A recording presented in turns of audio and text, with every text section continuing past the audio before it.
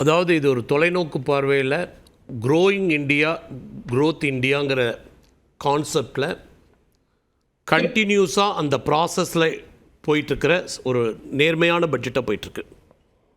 இதில் 2-3 பாயிண்ட் சொல்லிக்க விரும்புகிறேன். தமிழகத்துக்கு ஒன்றும் செய்யலை அப்படிங்கிறாங்க. கோகனட்டுன்னு அறிவித்தாங்க. தமிழகம் கோகனட்டில் உற்பத்தியில் 3வது இடம், கேஷூவில் 4வது இடம். கோஸ்டல் லைன் டெவலப்மெண்ட்டுக்கு எடுத்தீங்கன்னா Tamil Nadu 2nd largest coastal line. Textile செக்டாரில் நம்ம பெரிய.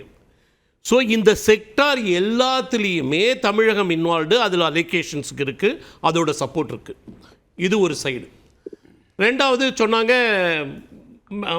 மதுரைக்கும் கோயம்புத்தூருக்கும் அனௌன்ஸ் பண்ணல. ப்ராஜெக்டை எங்கே இன்னும் சப்ஜெக்ட் ஸ்டேட் கிளியரன்ஸ்லேருந்தே இன்னும் போகலையே. ப்ராஜெக்டே கிளியர் ஆகாத ஒரு இதுக்கு ப்ரொவிஷன் கேட்குறாங்க. அதே மாதிரி இன்னும் சில தமிழ் ஊடகங்களில் பார்த்தீங்கன்னா இன்னும் சிஎம்ஆர்எலுக்கு ஒன்றும் கொடுக்கலங்கிறாங்க. தயவு செஞ்சு சென்னை மெட்ரோவுக்கு கொடுக்கல கவர்மெண்ட்டை சொல்கிறவங்க சென்னை மெட்ரோவோட வெப்சைட் எடுத்து போய் பாருங்கள். 24-25 ஒரு கிட்டத்தட்ட 14,000 கோடி வந்திருக்கு. ஸ்டேட் கவர்மெண்ட் கொடுத்ததா, மத்திய அரசாங்கத்தோட இது சப்போர்ட்டில் வந்தது. இந்த 10 மாதத்தில் கிட்டத்தட்ட 8,000 கோடி வந்திருக்கு. எங்கேருந்து வந்துச்சு?